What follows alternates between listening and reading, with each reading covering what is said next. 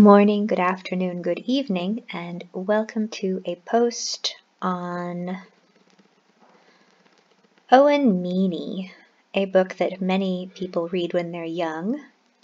It's mainly about the ways in which plagiarism standards have changed over time. There are many examples of overlapping plots that do not qualify as examples of plagiarism. The Phantom of the Opera and Sweeney Todd share a number of similarities, but is that number large enough to meet a threshold for legal liability in the modern age? The protagonist is a brooding, secretive man who is wronged by the world. He falls in love with a beautiful young woman. He kills to exact vengeance on those who prevented him from having her.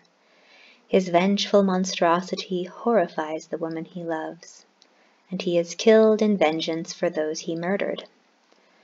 These are 5 plot points of overlap, and this is a small number, so it most certainly doesn't qualify as plagiarism.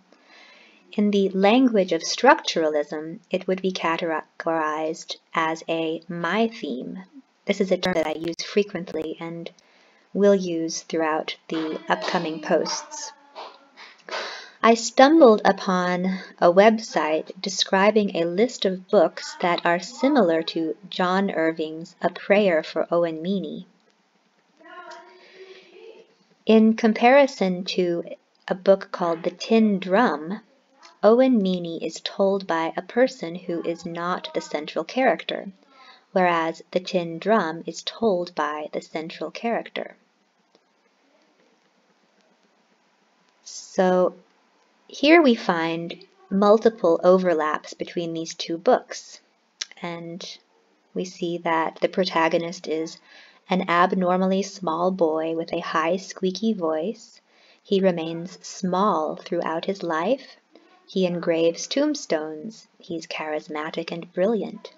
He is attractive to women even though his body is unattractive.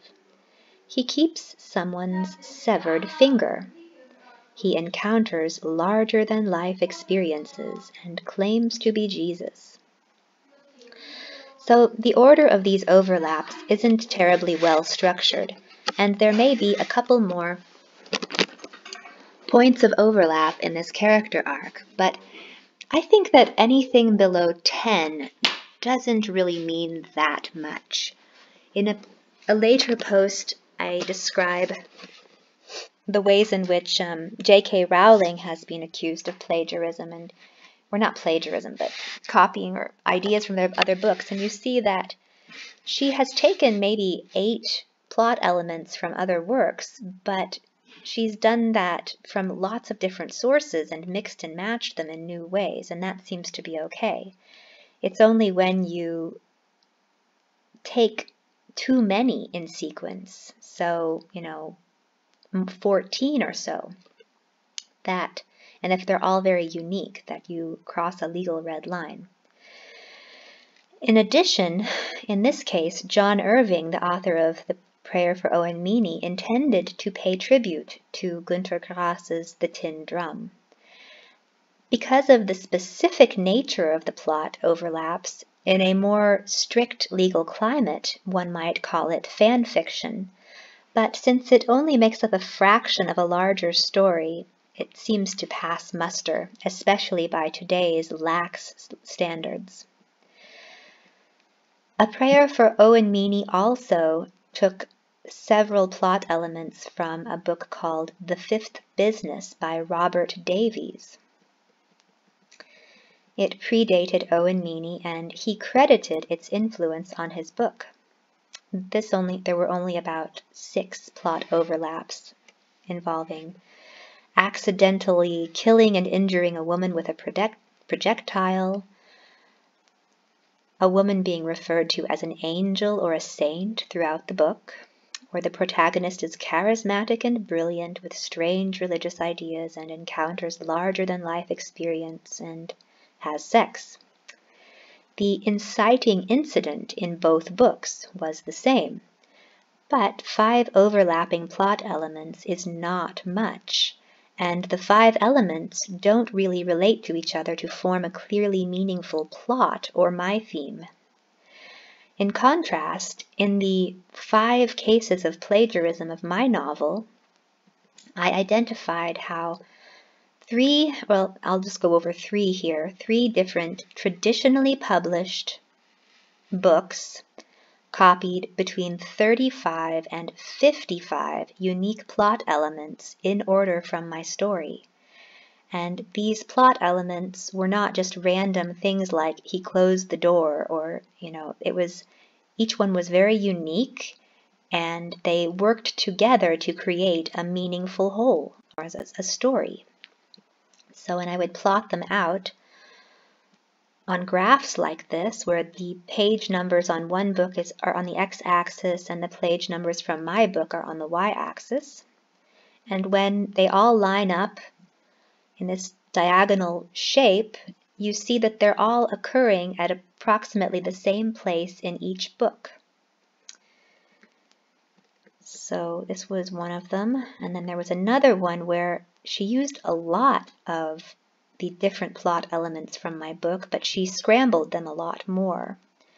This is not as much of a clear-cut case of plagiarism, but it did seem that she was using my text as a reference, and the fact that she didn't attribute that use makes this a little bit not okay. If she'd said, yes, I was inspired by this book, it might have been okay, but she didn't do that. And she did take a lot of ideas from it, kind of mining it. And then we have this book here, and this author basically took the plot and world building of my book and used that for the first half, to set up the first half of her story, and then she kind of sandwiched in some material from another source, just that the characters are sort of wandering around in a labyrinth full of nonsense types of things. And then she concludes it, you have to draw all of the plot, the story elements established in the beginning to a close, and so there were a lot of overlaps at the end too. And I think this is also not okay, because at least half of her book was stolen directly from mine. It's not just a matter of taking inspiration from it, it's basically just taking it, it's crosses a line. There are a lot of cases of structural plagiarism and the sort of non-verbatim plagiarism that have been enabled by the self-publishing industry, where people will take the story on a page-for-page basis and rewrite it in their own voice and maybe modernize it a little bit. It's something that Amazon is not taking a stand on right now. They're waiting for the courts to decide on this, I suppose.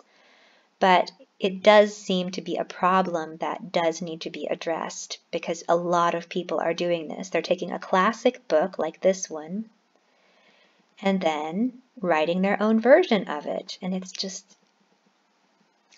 not right. And these people who are making ripoffs, they are purchasing lots of reviews. So this book, The Secret Lake, despite having very poor formatting with words even cut off of the page, it has thousands of 5-star reviews. And it's strange that this is being allowed.